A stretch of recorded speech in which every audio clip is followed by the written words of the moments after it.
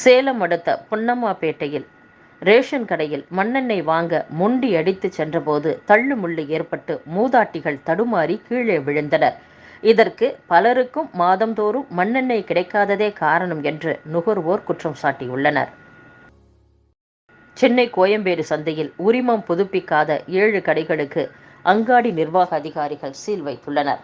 கோயம்பேடு மொத்த விற்பனை சந்தையில் உள்ள கடைகளின் உரிமம் 3 ஆண்டுகளுக்கு ஒருமுறை புதுப்பிக்கப்பட வேண்டும். இந்நிலையில் பல கடைகளின் உரிமம் புதுப்பிக்கப்படாமல் இருந்து வந்ததை தொடர்ந்து அங்காடி நிர்வாகம் சம்பந்தப்பட்ட கடை உரிமையாளர்களுக்கு நோட்டீஸ் அனுப்பியது.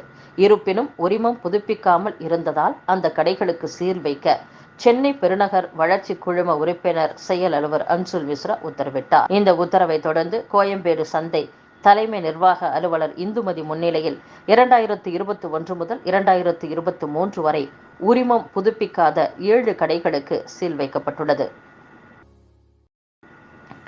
அதிமுக முன்னாள் அமைச்சர் சி. விஜயபாஸ்கர், பி.வி. ரமணா ஆகியோர் மீது குற்றம் சாட்டப்பட்டுள்ளதால் குட்கா முறைகேடு வழக்கை எம்பி, எம்எல்ஏக்களுக்கு எதிரான சிறப்பு நீதிமன்றத்திற்கு மாற்றுவது குறித்து உரிய உத்தரவுகளை பிறப்பிக்கும்படி சிபிஐ வழக்குகளை விசாரிக்கும் முதன்மை நீதிமன்றத்திற்கு சிபிஐ கூடுதல் சிறப்பு நீதிமன்றம் பரிந்துரைத்துள்ளது. தென்மேற்கு பருவமழை தொடங்கவிருப்பதை முன்னிட்டு மழை பெய்யக்கூடிய பகுதிகளில் மின்சார விபத்துக்களை தடுப்பதற்கான பல்வேறு நடவடிக்கைகளை மின்வாரியம் மேற்கொண்டு வருகிறது. அந்த வகையில் புதிய மின் இணைப்பு பெறுவோர் மின்கசிவு சாதனத்தை கட்டாயம் பொருத்த வேண்டும் என்று மின்வாரிய ஒழுங்குமுறை ஆணையம் உத்தரவிட்டுள்ளது. சென்னையில் உள்ள வாக்கு எண்ணும் மையங்களில் வாக்கு எண்ணும் பணியில் 1433 பணியாளர்கள் ஈடுபட உள்ளதாக மாவட்ட தேர்தல் அதிகாரி ஜே. ராதாகிருஷ்ணன் தெரிவித்துள்ளார். சென்னை வியாசர்பாடியில் பட்டாக்கத்தியால் பிறந்த நாள் கேக் வெட்டி கொண்டாட்டத்தில் ஈடுபட்ட இளைஞர் மீது போலீசார் வழக்கு பதிவு செய்து விசாரணை மேற்கொண்டு வருகின்றனர். கோமா நிலையில் உள்ள கணவரின் சொத்துக்களை விற்க மனைவிக்கு அனுமதி அளித்து சென்னை உயர்நீதிமன்றம் உத்தரவிட்டுள்ளது. உடல்நலக் குறைவால் பாதிக்கப்பட்டு கோமா நிலையில் உள்ள கணவரின் சொத்துக்களை கையாளும் வகையில் தன்னை பாதுகாவலராக நியமிக்க கோரி சென்னையைச் சேர்ந்த சசிகலா என்பவர் உயர்நீதிமன்றத்தில் வழக்கு தொடர்ந்திருந்தது குறிப்பிடத்தக்கது. சென்னையில் பாதுகாப்பு குறைபாடுகளுடன் இருந்த 409 பள்ளி வாகனங்களுக்கு தகுதிச் சான்று வழங்க மறுக்கப்பட்டுள்ளது. பள்ளி வாகனங்கள் பயன்படுத்துவதற்கு தகுதி வாய்ந்ததா என்பதை கண்டறிய ஆண்டுதோறும் ஏப்ரல், மே மாதங்களில் போக்குவரத்து, காவல், கல்வி உள்ளிட்ட துறைகளைச் சேர்ந்த அதிகாரிகள் சோதனை செய்வது வழக்கம். நிகழாண்டு பள்ளி வாகனங்களை சோதனை செய்யும் பணிகள் கடந்த 1 மாதத்திற்கு மேலாக நடைபெற்று வருகிறது. சென்னையில் 4624 பள்ளி வாகனங்கள் உள்ளன. இவற்றில் 3243 வாகனங்களை அதிகாரிகள் சோதனையிட்டுள்ளனர். இதில் பல்வேறு குறைபாடுகளுடன் இருந்த 409 வாகனங்களுக்கு அதிகாரிகள் தற்காலிகமாக தகுதிச் சான்று வழங்க மறுத்துள்ளனர். வானில் 6 கோள்கள் ஒரே நேர்கோட்டில் வரும் அதிசய நிகழ்வு ஜூன் 3ஆம் தேதி நடைபெறவுள்ளது. இதை வெறும் கண்களால் காண முடியும் என்று விஞ்ஞானிகள் தெரிவித்துள்ளனர். இந்த அரிய நிகழ்வுகளை காண சென்னை பிர்லா கோளரங்கம் சிறப்பு ஏற்பாடுகளை செய்துள்ளது.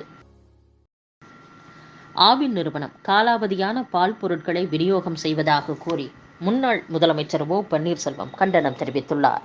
பால் விலை உயர்வு, தரமற்ற பால் விநியோகம், பால் பொருட்கள் தட்டுப்பாடு என மக்களை பல தொல்லைகளுக்கு ஆளாக்கி வரும் ஆவின் நிறுவனம் தற்போது காலாவதியான பால் பொருட்களை விற்பனை செய்வதாக செய்திகள் வருவது பேரதிர்ச்சியை ஏற்படுத்தியுள்ளதாகவும் ஓ. பன்னீர்செல்வம் தெரிவித்துள்ளார்.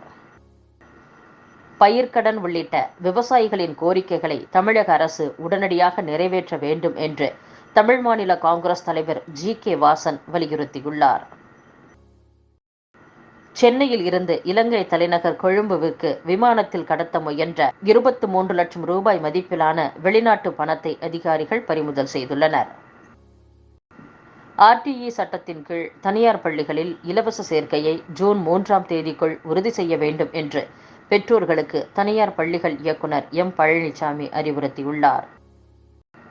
அரசு மருத்துவமனைகளில் நோயாளிகள் அலைக்கழிக்கப்படுவதாக கூறி அமமுக பொதுச் செயலாளர் டிடிவி தினகரன் கண்டனம் தெரிவித்துள்ளார். தமிழகத்தில் 10,793 ஊராட்சிகளுக்கு 14,635 விளையாட்டு உபகரணங்கள் அடங்கிய தொகுப்புகள் விரைவில் வழங்கப்பட உள்ளதாக தமிழக அரசு தெரிவித்துள்ளது. ஒடிசா மாநிலம் பூரி ஜெகநாதர் கோவில் திருவிழாவில் பட்டாசு குவியல் வெடித்ததில் 15 பேர் காயமடைந்துள்ளனர்.